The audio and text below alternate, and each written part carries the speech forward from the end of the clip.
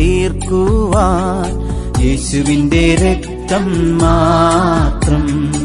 ആ യേശു ക്രിസ്തുവേ, ദൈവത്തിന്റെ കുഞ്ഞാടേ, രക്ഷിക്കുന്നു പാപിയെ നിന്റെ തിരുരക്തം മാത്രം. കൊയിനോനിയ എന്നുള്ളൊരു വാക്ക് അവർ ഉപയോഗിച്ചിരുന്നു. ഷെയറിംഗ് ആണ്, ഫെലോഷിപ്പാണ്. ഫെലോഷിപ്പിന് ഗ്രീക്കിൽ ഉപയോഗിക്കുന്ന വാക്കാണ് കൊയിനോനിയ എന്ന് പറയുന്നത്. കൊയിനോനിയ എന്ന വാക്കിന് പല അർത്ഥങ്ങളുണ്ടെങ്കിലും ഒരർത്ഥം കോമൺ പേഴ്സൺ എന്നാണ്. എന്ന് വെച്ച് കഴിഞ്ഞാൽ ഒരു പേഴ്സാണ്, കൂട്ടായ്മയിലുള്ളവർക്കെല്ലാം ഒരു പേഴ്സാണ്. ഇന്നിതൊക്കെ പറഞ്ഞാൽ എന്നെ നിങ്ങൾ ഓടിക്കും, പക്ഷെ ഇതാ വേദപുസ്തകം പഠിപ്പിക്കുന്നത്. വേദപുസ്തകം ഇതാ പഠിപ്പിക്കുന്നത്. അതുകൊണ്ടാണ് ഞാൻ പറഞ്ഞത്, യോഹന്നാന്റെ സുവിശേഷം 6-ാം അധ്യായത്തിൽ നമ്മൾ കാണുന്ന യേശുവിന്റെ ശിഷ്യന്മാരായി കുറെ നാൾ കൂടെ നടന്നവർ പോലും അവനെ വിട്ടുപോയെന്നാണ് പറയുന്നത്. അവർ പറയുന്നത് എന്താ? ഇത് കഠിന വാക്ക്. 12 ശിഷ്യന്മാരോട് കർത്താവ് ചോദിച്ചു, നിങ്ങൾക്ക് പോയിക്കൊള്ളുവാൻ മനസ്സുണ്ടോ? അവർ പറഞ്ഞു, നീ പറയുന്നത് കഠിന വാക്കാണ്, പക്ഷെ അതാണ് നിത്യജീവന്റെ മൊഴി.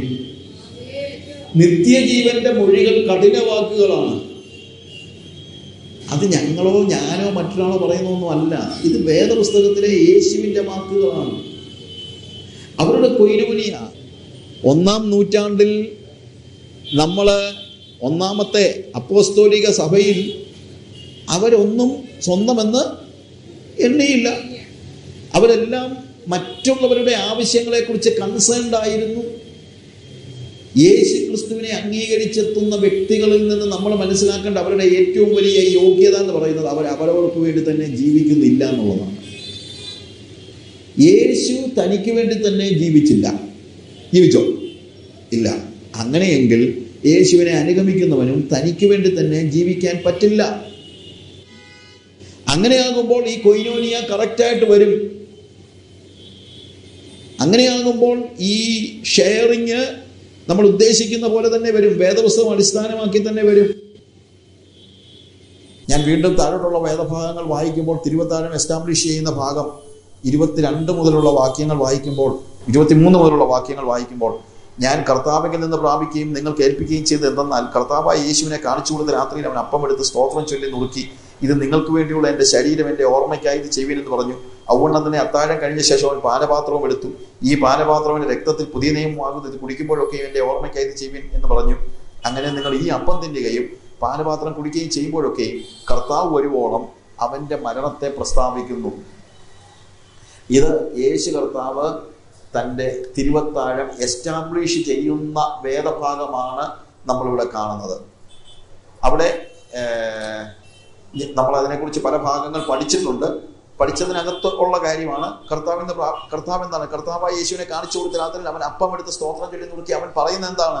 ഇത് നിങ്ങൾക്ക് വേണ്ടി നുറുക്കപ്പെടുന്ന, മലയാളത്തിൽ അതില്ല, നിങ്ങൾക്ക് വേണ്ടിയുള്ള എന്നാണ്. എന്നാൽ and when he has given, he broke it and he broke it and said, take, eat, this is my body which is broken for you. നിങ്ങൾക്ക് വേണ്ടി നുറുക്കപ്പെടുന്ന എൻ്റെ ശരീരം. യേശു ക്രിസ്തുവിന്റെ ശരീരം നമുക്ക് വേണ്ടി നുറുക്കപ്പെട്ടു എന്നുള്ള ഓർമ്മ. അവിടെ റിമെമ്പർ എന്നുള്ള വാക്ക് ഉപയോഗിച്ചിരിക്കുന്നു. റിമെമ്പർ. താഴെ എക്സാമിൻ എന്നുള്ള വാക്കാണ്. ഒന്നാമത് ഓർമ്മയ്ക്ക് വേണ്ടി, എൻ്റെ ഓർമ്മയ്ക്കായി ഇത് ചെയ്യുവീൻ. രണ്ടാമത് നിങ്ങൾ 3 വാക്കുകൾ, ഈ ഭാഗം മൊത്തമായിട്ട് വായിക്കുമ്പോൾ, ഈ തിരുവത്താഴത്തെ കുറിച്ചുള്ള ഭാഗങ്ങൾ മൊത്തമായിട്ട് വായിക്കുമ്പോൾ 3 കാര്യങ്ങൾ പറയുന്നുണ്ട്. 1, നിങ്ങൾ ഓർക്കണം, ഞാനത് വിശദമാക്കാം. 2, നിങ്ങൾ ശോധന ചെയ്യണം. 3, നിങ്ങൾ വിവേചിക്കണം. 3 കാര്യങ്ങൾ തിരുവത്താഴത്തിൽ നടക്കണം.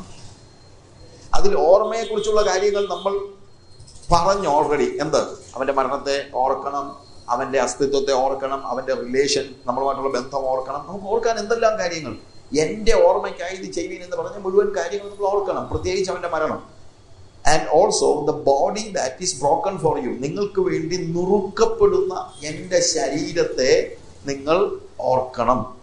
എന്നാൽ അതേസമയം എക്സാമിൻ യുവേഴ്സെൽഫ്, നിങ്ങളെ തന്നെ ശോധന ചെയ്യണം. 3ാമത് നമ്മൾ കാണുന്നത് ശരീരത്തെ വിവേചിക്കാൻ ഞാൻ, അവിടെ ഉപയോഗിച്ചിരിക്കുന്നത് യേശുക്രിസ്തുവിന്റെ ശരീരമായ സഭയെ വിവേചിക്കാൻ ഞാൻ തനിക്ക് ശിക്ഷാവിധി തിന്നുകയും കുടിക്കുകയും ചെയ്യുന്നു. 3 കാര്യങ്ങളുണ്ട്, അതിനെക്കുറിച്ച് ഞാൻ പറയാം. എന്നാൽ അത് വരുന്നത് സമയത്തിന്റെ പരിമിതി കൊണ്ടാണ് അത് നമ്മൾ അവസാനത്തേക്ക് മാറ്റിവെച്ചത്. 11-ാം അധ്യായത്തിന്റെ 27 മുതലുള്ള വാക്യങ്ങൾ വായിക്കുമ്പോൾ, അതുകൊണ്ട് അയോഗ്യമായി അപ്പം തിന്നുകയോ കർത്താവിന്റെ പാനപാത്രം കുടിക്കുകയോ ചെയ്യുന്നവനെല്ലാം കർത്താവിന്റെ ശരീരവും രക്തവും സംബന്ധിച്ച് കുറ്റക്കാരനാകും. മനുഷ്യൻ തന്നെത്താൻ ശോധന ചെയ്തിട്ട് വേണം ഈ അപ്പം തിന്നുകയും പാനപാത്രത്തിൽ നിന്ന് കുടിക്കുകയും ചെയ്യുവാൻ. തിന്നുകയും കുടിക്കുകയും ചെയ്യുന്നവൻ ശരീരത്തെ വിവേചിക്കാഞ്ഞാൽ തനിക്ക് ശിക്ഷാവിധി തിന്നുകയും കുടിക്കുകയും ചെയ്യുന്നു. ആദ്യ ഓർമ്മയുടെ കാര്യം പറഞ്ഞു, രണ്ടാമത് ശോധന ചെയ്യുന്ന കാര്യം പറഞ്ഞു, മൂന്നാമത് വിവേചിക്കുന്ന കാര്യം പറഞ്ഞു. ഇത് പറയുമ്പോൾ ഒരു ചോദ്യം ഉണ്ടാകുന്നുണ്ട്. ഈ ഭാഗങ്ങളിൽ നമ്മൾ കാണുന്നത് റെസ്ട്രിക്ഷൻസ് ആൻഡ് പെരിൽസ്, അതായത് തിരുവത്താഴം, അതിനുള്ള ചില റെസ്ട്രിക്ഷൻസ്. ചിലപ്പോൾ ആളുകൾ പറയുന്നത് തിരുവത്താഴത്തിന് യാതൊരു റെസ്ട്രിക്ഷനും ആവശ്യമില്ല എന്നാണ്. അതാണ് ഇപ്പോഴത്തെ ഒരു പ്രധാനപ്പെട്ട ഉപദേശ പെശക്. തിരുവത്താഴത്തിന് യാതൊരു റെസ്ട്രിക്ഷനും ആവശ്യമില്ല, അത് ആർക്ക് വേണമെങ്കിലും എടുക്കാം. ഞാൻ പറഞ്ഞല്ലോ, ഒരു സഭയിൽ വെറുതെ വെച്ചിരിക്കുക, ആർക്ക് വേണമെങ്കിലും വന്ന് എടുത്തുകൊണ്ട് പോകാം. പോകുന്ന പോക്കിനെടുത്ത് വായിലിട്ട് കുറച്ചുകൊണ്ട് വേണമെങ്കിലും പോകാം. I'm not joking. അങ്ങനെയുള്ള സഭകൾ വരെ ഉണ്ട്. അങ്ങനെ തിരുവത്താഴത്തിന് റെസ്ട്രിക്ഷൻ ആവശ്യമില്ല എന്ന് പറയുന്നത് ശരിയാണ്. ആവശ്യമില്ലെങ്കിൽ ഇങ്ങനൊരു പാസേജ് ഉണ്ടാകത്തില്ലല്ലോ. ഈ ഒരു പാസേജ് നമ്മുടെ മുമ്പിൽ വന്നത് തന്നെ എന്തുകൊണ്ടാണ്? തിരുവത്താഴം എല്ലാവർക്കും കയറി ഇറങ്ങി തിന്നാവുന്ന ഒരു സാധനം അല്ലാത്തത് കൊണ്ടാണ്. അതിന് ചില റെസ്ട്രിക്ഷൻ ഉണ്ട്. ഒന്നാമത്, ഇത് ആർക്കു വേണ്ടിയാണോ അവർക്ക് വേണ്ടി മാത്രമുള്ളതാണിത്, അല്ലാതെ എല്ലാവർക്കും വേണ്ടിയുള്ളതല്ല. നമ്മൾ 1 കൊരിന്ത്യർ 10-ാം അധ്യായത്തിന്റെ 15 മുതൽ 17 വരെയുള്ള വാക്യങ്ങൾ വായിക്കുമ്പോൾ, നമ്മൾ 10-ാം അധ്യായത്തില് അതിന്റെ 15 മുതൽ 17 വരെയുള്ള വാക്യങ്ങൾ വായിക്കുമ്പോൾ, നിങ്ങൾ വിവേകികൾ എന്ന് വെച്ച് ഞാൻ പറയുന്നത് വിവേചിപ്പീൻ. നാം അനുഗ്രഹിക്കുന്ന അനുഗ്രഹപാത്രം ക്രിസ്തുവിന്റെ രക്തത്തിൽ കൂട്ടായ്മയല്ലയോ? നാം നുറുക്കുന്ന അപ്പം ക്രിസ്തുവിന്റെ ശരീരത്തിന്റെ കൂട്ടായ്മയല്ലയോ? അപ്പം ഒന്നാകൊണ്ട് പലരായ നാം ഒരു ശരീരമാകുന്നു. നാം എല്ലാവരും ഒരേ അപ്പത്തിന്റെ അംശികൾ ആകുന്നുവല്ലോ. നാം ഒരു ശരീരമാണ്. ഈ അപ്പം, നമ്മൾ അനുഗ്രഹിക്കുന്ന അനുഗ്രഹപാത്രവും നാം നുറുക്കുന്ന അപ്പവും യേശുക്രിസ്തുവിന്റെ ശരീരത്തിലുള്ളവർക്ക് വേണ്ടിയുള്ളതാണ്, അതിന് പുറത്തുള്ളവർക്ക് വേണ്ടിയുള്ളതല്ല. It is for people and person who are inside the body of Christ, that is the church. ഇത് സഭയ്ക്ക് വേണ്ടിയുള്ളതാണ് എന്ന് നമ്മൾ മനസ്സിലാക്കണം. അത് വേർപെട്ട ഒരു സമൂഹത്തിന് വേണ്ടിയാണ്. 18 മുതലുള്ള വാക്യങ്ങൾ വായിക്കുമ്പോൾ, ജഡപ്രകാരമുള്ള ഇസ്രായേലിനെ നോക്കുവിൻ, യാഗങ്ങൾ ഭുജിക്കുന്നവൻ യാഗപീഠത്തിന്റെ കൂട്ടാളികളല്ലയോ? ഞാൻ പറയുന്നത് എന്ത്? വിഗ്രഹാർപ്പിതം വല്ലതും ആകുന്നുവെന്നോ? വിഗ്രഹം വല്ലതും ആകുന്നുവെന്നോ? അല്ല. ജാതികൾ ബലി കഴിക്കുന്നത് ദൈവത്തിനല്ല, ഭൂതങ്ങൾക്ക് കഴിക്കുന്നുവെന്നത്രേ. എന്നാൽ നിങ്ങൾ ഭൂതങ്ങളുടെ കൂട്ടാളികളാകുവാൻ എനിക്ക് മനസ്സില്ല. നിങ്ങൾക്ക് കർത്താവിന്റെ പാനപാത്രവും ഭൂതങ്ങളുടെ പാനപാത്രവും കുടിപ്പാൻ കഴിയുകയില്ല. നിങ്ങൾക്ക് കർത്താവിന്റെ മേശയിലും ഭൂതങ്ങളുടെ മേശയിലും അംശികളാകുവാൻ പാടില്ല. നോക്ക്, അവിടെ പോകുന്നവൻ ഇവിടെ വരാൻ പറ്റത്തില്ലെന്ന് എന്നാ പറയുന്നത്, അല്ലാതെ വേറെ ഒന്നുമല്ല. ഭൂതങ്ങളുടെ മേശയിൽ പോയി, ഭൂതങ്ങളുടെ മേശ എന്ന് പറയുമ്പോഴത്തേക്ക് നമ്മൾ ഉദ്ദേശിക്കുന്നത് പോലെ അമ്പലത്തിൽ പോയി പ്രസാദം കഴിക്കുന്ന കാര്യം മാത്രമല്ല. ഇവിടെ പറയുന്നത് കർത്താവിന്റെ മേശയ്ക്ക് യോജിക്കാത്ത ജീവിതം പുറത്ത് ജീവിച്ചേച്ച് ഇവിടെ വന്ന് കർത്താവിന്റെ മേശയിൽ പങ്കെടുക്കുവാൻ പാടുള്ളതല്ല. നിങ്ങൾക്ക് കർത്താവിന്റെ പാനപാത്രവും ഭൂതങ്ങളുടെ പാനപാത്രവും കുടിപ്പാൻ പാടില്ല. നിങ്ങൾക്ക് കർത്താവിന്റെ മേശയിലും ഭൂതങ്ങളുടെ മേശയിലും അംശികളാകുവാനും പാടില്ല.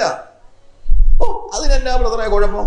കർത്താവ് ക്ഷമിച്ചിരിക്കുകയല്ലേ? കഴിഞ്ഞകാല പാപങ്ങളും ഇന്നത്തെ പാപങ്ങളും വരാൻ പോകുന്ന പാപം എല്ലാം കർത്താവ് ക്ഷമിച്ചിരിക്കുകയല്ലയോ? പോള് പറയുന്നു അങ്ങനൊന്നുമില്ല, അവിടെ പോയി തിന്നേച്ച് ഇവിടെയും വരല്ലേ, തോന്നിവാസം നടന്നേച്ച് ഇങ്ങോട്ട് വരല്ലേ, പെൺവാണിഭം നടത്തിയിട്ട് പുറത്ത് രക്തം പുരട്ടിയാ പോരാ. ഇവിടെ എഴുതിയിരിക്കുന്നത് പോള് ചോദിക്കുക, അല്ല നാം കർത്താവിന് ക്രോധം ജ്വലിപ്പിക്കുന്നു, അവനേക്കാൾ നാം ബലവാന്മാരോ? ഇവരുടെയൊക്കെ വർത്തമാനം കേട്ടാൽ ഇവര് കർത്താവിനേക്കാൾ വലിയ പാർട്ടികളാണെന്ന് തോന്നും. കർത്താവ് കർത്താവ് പറയുന്നു, കർത്താവിന്റെ വചനം പറയുന്നു, യേശുക്രിസ്തുവിന്റെ വാക്കുകളിലും യേശുവിന്റെ വചനത്തിലും കൂടെ നമുക്ക് മനസ്സിലാക്കാൻ കഴിയുന്ന കാര്യം, ഇത് നിങ്ങൾക്ക് വേണ്ടിയുള്ള, ആർക്ക് വേണ്ടിയുള്ളതാ? 5 അപ്പം കൊണ്ട് 5000 പേരെ പോഷിപ്പിച്ചപ്പോൾ അവർക്ക് കൊണ്ട് കൊടുത്തതല്ല തിരുവത്താഴം. അവിടെയും ഇവിടെയും കൊണ്ടുപോയി വിളമ്പാനുള്ളതല്ല തിരുവത്താഴം. അവന്റെ കൂടെ എത്രയോ ആളുകൾ ഉണ്ടായിരുന്നു. ശിഷ്യന്മാരോട് പറഞ്ഞു, നിങ്ങൾ ഒരു സ്ഥലത്ത് ചെല്ല്, വിളിച്ചൊരുക്കി ഒരു മാളിയെ നിങ്ങൾ കാണും, നിങ്ങളുടെ കൂടെ. ആർക്കാ? ഒരു സെപ്പറേറ്റഡ് ഗ്രൂപ്പിന് വേണ്ടിയാണ് തിരുവത്താഴം കൊടുക്കുന്നത്. അത് തുടങ്ങുന്നതിന് മുമ്പ് യൂദായോട് പറഞ്ഞു, പൊക്കോടാ, നീ അങ്ങ് പൊക്കോളാൻ. പെസഹ വേണേ കഴിച്ചോ, അത് കഴിഞ്ഞിട്ട് നീ അങ്ങ് പൊക്കോളാൻ. ഹല്ലേലൂയ. ആ ശരീരത്തിന് വേണ്ടി കർത്താവിന്റെ മേശ കർത്താവിനായി വേർപെട്ട ഒരു സമൂഹത്തിന് മാത്രമുള്ളതാണ് എന്നുള്ളത് നിങ്ങൾ മറന്നു പോകരുത്. ഇതൊരു ഹോളി കമ്മ്യൂണിയനാണ്, വിശുദ്ധ സംസർഗം എന്ന് വെച്ച് കഴിഞ്ഞാൽ വിശുദ്ധീകരിക്കുന്നതാണെന്നല്ല.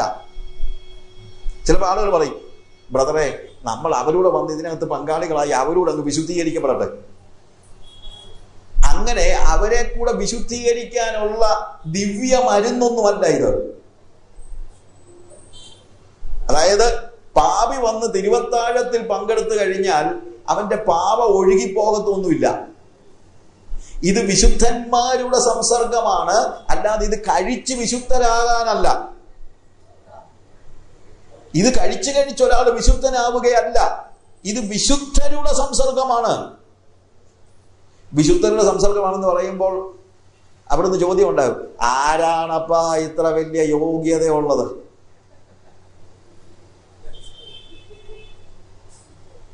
അല്ലേ? വിശുദ്ധന്മാരുടെ സംസർഗമാണെങ്കിൽ ആർക്കേലും ഇതിനകത്ത് കയറാൻ പറ്റുമോ? ഒരു കാര്യം മനസ്സിലാക്കണം, ഹോളി കമ്മ്യൂണിയൻ പരിപൂർണരായ ആളുകൾക്ക് വേണ്ടിയുള്ളതല്ല, വിശുദ്ധന്മാരായ ആളുകൾക്ക് വേണ്ടിയുള്ളതാണ്.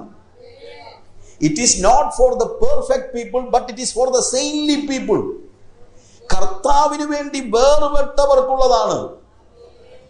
അത് പൂർണ്ണതയിൽ പൗലോസ് ഞാൻ പിടിക്കാമോ എന്ന് വെച്ച് ഓടുന്നതേ ഉള്ളൂ എന്ന് പറഞ്ഞപ്പോൾ പൗലോസിന് തിരുവത്താഴം എടുക്കാൻ പറ്റുമോ?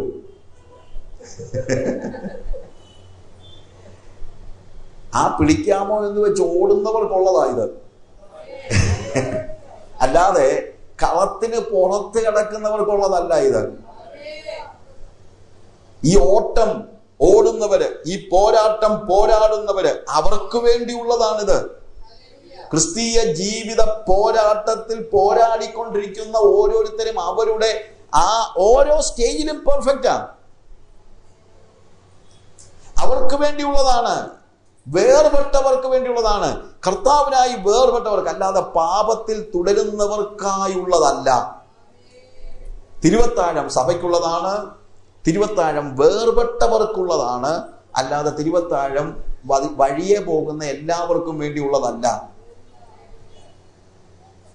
ഇനിയിപ്പോ സ്വാഭാവികമായി തിരുവത്താഴത്തിൽ നിന്ന് നമുക്ക് ആരെയൊക്കെ മാറ്റി നിർത്താൻ പറ്റും? ഇതൊരു വലിയൊരു ചോദ്യമാണ്, ഒരു പ്രശ്നം ഉണ്ടാക്കുന്ന ചോദ്യമാണ്. കർത്തൃമേശയിൽ പങ്കെടുക്കാൻ വിശ്വസിച്ചാൽ മാത്രം മതി, സ്നാനമേൽക്കണ്ട എന്ന് പറയുന്നവരുണ്ട്. അത് വിശ്വസിച്ചാൽ മതി. വിശ്വാസമാണല്ലോ എല്ലാം പ്രധാനം. വിശ്വാസമല്ലേ എല്ലാം എന്ന് പറയുന്ന ഒരു ഉപദേശം. അതുകൊണ്ട് സ്നാനം ആവശ്യമില്ല എന്ന് പറയുന്നവരുണ്ട്, സ്നാനപ്പെട്ടാൽ നല്ലതാ, ഇല്ലെങ്കിലും കുഴപ്പമില്ല എന്ന് പറയുന്നവരുണ്ട്, വിശ്വസിച്ചാൽ മാത്രം മതി എന്ന് പറയുന്നവരുണ്ട്. അപ്പോൾ വിശ്വസിച്ചിട്ട് സ്നാനമേൽക്കാത്തവരുടെ കാര്യം വേദപുസ്തകത്തിൽ എന്ന് പറയുന്നു? വേദപുസ്തകത്തിൽ ഒന്നും പറയുന്നില്ല. എന്നറിയാമോ? അങ്ങനെയുള്ള ഒരു വേദപുസ്തകത്തിൽ ഇല്ല. വേദപുസ്തകത്തിൽ വിശ്വസിച്ചവരെല്ലാം എന്ത് ചെയ്തിട്ടുണ്ട്? സ്നാനമേറ്റിട്ടുണ്ട്. പണ്ട് ഒരാളൊരു പുസ്തകം എഴുതി എല്ലാവരും വാങ്ങിച്ചുകൊണ്ട് പോയി. ഒരു പുസ്തകത്തിന്റെ ടൈറ്റിൽ ഇതാണ്: കുളന്തൈ ജ്ഞാനസ്നാനത്തെ പറ്റി വേദം എന്തു ചൊല്ലുകിറാറുകൾ. ശിശു സ്നാനത്തെ പറ്റി വേദപുസ്തകം എന്ത് പഠിപ്പിക്കുന്നു? എല്ലാവരും വാങ്ങിച്ചുകൊണ്ട് പോയി അവിടെ ചെന്നപ്പോൾ അതിനകത്തൊന്നും പ്രിന്റ് ചെയ്തിട്ടില്ല, ടൈറ്റിൽ മാത്രമേ ഉള്ളൂ. പിന്നെ എല്ലാവരും തിരിച്ചു വന്നിട്ട് ചോദിച്ചു, ഇതെന്തോ പരിപാടിയാ? അതുകൊണ്ട് പറഞ്ഞു, അല്ല, ഒന്നും പറഞ്ഞിട്ടില്ല, അതുകൊണ്ട്. ശിശുസ്നാനത്തെ പറ്റി വേദോസം ഒന്നും പറയുന്നില്ല. അതുകൊണ്ട് ഞാൻ ഒന്നും എഴുതിയില്ലെന്നുള്ളതേ ഉള്ളൂ. എന്ന് പറഞ്ഞതുപോലെ വിശ്വസിച്ചിട്ട് സ്നാനമേൽക്കാത്തവർ എന്ന ഒരു സിസ്റ്റം എന്നില്ലായിരുന്നു യേശുക്രിസ്തുവിന്റെ കാലയളവിൽ, അല്ലെങ്കിൽ ആദിമസഭയുടെ കാലയളവിൽ ഇല്ലായിരുന്നു. അപ്പോസ്തല പ്രവൃത്തി 2-ാം അധ്യായത്തിന്റെ 41-ാം വാക്യത്തിൽ പത്രോസിന്റെ അവന്റെ വാക്ക് കൈക്കൊണ്ടവർ അന്ന് തന്നെ സ്നാനമേറ്റു. 3000 പേര് അന്ന് തന്നെ സ്നാനമേറ്റു. അവര് ഞങ്ങളൊന്ന് നോക്കിയിട്ട് വരട്ടെ എന്ന് പറഞ്ഞു പോയില്ല. അവരന്ന് തന്നെ സ്നാനമേറ്റു. വിശ്വസിക്കുകയും സ്നാനമേൽക്കുകയും ചെയ്യുന്നവൻ രക്ഷിക്കപ്പെടും, വിശ്വസിക്കാത്തവൻ ശിക്ഷാവിധിയിൽ അകപ്പെടും എന്നാണ് ദൈവവചനം പറയുന്നത്. അതെന്താ അങ്ങനെ പറഞ്ഞത്? വിശ്വസിക്കുകയും സ്നാനമേൽക്കുകയും ചെയ്യുന്നവൻ രക്ഷിക്കപ്പെടും, വിശ്വസിക്കാത്തവൻ അല്ലെങ്കിൽ വിശ്വസിക്കുകയും സ്നാനമേൽക്കുകയും ചെയ്യാത്തവൻ ശിക്ഷിക്കപ്പെടുമെന്നല്ലോ. എന്തുകൊണ്ടാണെന്നറിയാമോ? ഇത് തന്നെയാണ് ഉത്തരം. അതായത് വിശ്വസിക്കുകയും സ്നാനമേൽക്കുകയും ഒറ്റ പ്രവൃത്തി പോലെയാണ് അന്ന് നടന്നുകൊണ്ടിരുന്നത്. അതുകൊണ്ട് വിശ്വസിക്കാത്തവൻ എന്ന് പറഞ്ഞു കഴിഞ്ഞാൽ സ്നാനമേൽക്കാത്തവൻ എന്നും കൂടെയാണ്. വിശ്വസിക്കാത്തവന് സ്നാനമേൽക്കാൻ പറ്റില്ലല്ലോ. വിശ്വസിച്ചിട്ട് സ്നാനമേൽക്കാത്ത ഒരു സ്റ്റേജ് അന്നില്ലായിരുന്നു. വിശ്വസിച്ച് കഴിഞ്ഞാൽ ഉടനെ തന്നെ സ്നാനമേൽക്കുന്നതാണ് നമ്മൾ കണ്ടത്. 3000 പേര് അന്ന് തന്നെ സ്നാനമേറ്റു. അപ്പോസ്തല പ്രവൃത്തി 8-ാം അധ്യായത്തിന് 36-ാം വാക്യത്തിൽ ഷണ്ണനോട്, അതും മരുഭൂമിയിലൂടെ തേരോടിച്ചു പോയിരുന്ന ഷണ്ണനോട് ഫിലിപ്പോസ് സുവിശേഷം പറഞ്ഞു കഴിഞ്ഞപ്പോൾ വെള്ളം കണ്ടപ്പോൾ ഉടനെ തന്നെ ഷണ്ണൻ ചോദിക്കുകയാണ്, ഇതാ വെള്ളം, ഞാൻ സ്നാനമേൽക്കുന്നതിന് എന്ത് വിരോധം? ചിലപ്പോൾ ആളുകൾ പറയും സുവിശേഷം പറഞ്ഞാൽ മതി, സ്നാനത്തെക്കുറിച്ചൊന്നും പറയണ്ടെന്ന്. ചേട്ടാ, ഫിലിപ്പോസ് പറഞ്ഞ സുവിശേഷം ഞങ്ങളൊക്കെ പറഞ്ഞു കഴിഞ്ഞാൽ പോരായോ? അത്രയല്ലേ ഉള്ളൂ. ഫിലിപ്പോസ് പറഞ്ഞ സുവിശേഷത്തിനകത്ത് എന്തോ ഉണ്ടായിരുന്നു? സ്നാനം ഉണ്ടായിരുന്നു. അപ്പോൾ അന്ന് ആ ഒറ്റ കാര്യമേ എന്ത് പറഞ്ഞുള്ളൂ? ഫിലിപ്പോസ് പറഞ്ഞുള്ളൂ, നീ പൂർണ്ണ ഹൃദയത്തോടെ വിശ്വസിക്കുന്നുവെങ്കിലാകാം. അതൊരു പ്രധാനപ്പെട്ട പ്രശ്നമാണ് കേട്ടോ. പൂർണ്ണ ഹൃദയത്തോടെ വിശ്വസിക്കുന്നുവെങ്കിൽ, അല്ലാതെ ഞാൻ വിശ്വസിക്കുന്നു എന്ന് വെറുതെ പറഞ്ഞവനെ പോലും സ്നാനപ്പെടുത്തണ്ട. അവൻ കുറച്ച് കഴിഞ്ഞോട്ടെ, അതിന് പ്രശ്നമൊന്നുമില്ല. അതായത് അവൻ പൂർണ്ണ ഹൃദയത്തോടെ വിശ്വസിക്കുന്നത് വരെ കാത്തിരിക്കുന്നതിനകത്ത് പ്രശ്നമൊന്നുമില്ല. പക്ഷേ പൂർണ്ണ ഹൃദയത്തോടെ വിശ്വസിച്ച് കഴിഞ്ഞിട്ട് പിന്നെ സ്നാനപ്പെടാത്തതിന്റെ കാര്യം എന്താണെന്ന് എനിക്ക് മനസ്സിലാകുന്നില്ല. അപ്പോസ്തല പ്രവൃത്തി 10-ാം അധ്യായത്തിൽ നമ്മൾ കൊർന്നല്യോസിന്റെ ഭവനത്തിൽ പത്രോസ് പ്രസംഗിക്കുമ്പോൾ സുവിശേഷം കേട്ടവരുടെ എല്ലാം മേൽ പരിശുദ്ധാത്മാവ് വന്നു. അവരെന്ത് ചെയ്തു? അന്ന് തന്നെ എന്ത് ചെയ്തു? കർത്താവിന്റെ നാമത്തിൽ 48-ാമത്തെ വാക്യത്തിൽ സ്നാനം കഴിപ്പിച്ചു. ജാതികൾ അന്ന് തന്നെ സ്നാനപ്പെട്ടു. കാരാഗ്രഹ പ്രമാണി അപ്പോസ്തല പ്രവൃത്തി 16-ാം അധ്യായത്തിന് 33-ാം വാക്യത്തിൽ പൗലോസും ശീലാസും കാരാഗ്രഹത്തിൽ, ഫിലിപ്പിയിലെ കാരാഗ്രഹത്തിലായിരുന്നപ്പോൾ കാരാഗ്രഹ പ്രമാണി വന്നു. പൗലോസ് അവരോട് സുവിശേഷം പറഞ്ഞു. ആ രാത്രിയിൽ തന്നെ അവനും അവന്റെ കുടുംബാംഗങ്ങളും സ്നാനമേറ്റു. പുതിയ നിയമത്തിൽ ഏറ്റവും കൂടുതൽ സ്നാനപ്പെടാൻ താമസിച്ച ആള് പൗലോസാണ്. 3 ദിവസം. അവൻ ദമസ്കോസിന്റെ പടിവാതിൽ വെച്ച് രക്ഷിക്കപ്പെട്ട് ഒരുപക്ഷെ സ്നാനപ്പെടുത്താൻ ആളെ കിട്ടാഞ്ഞിട്ടായിരിക്കും.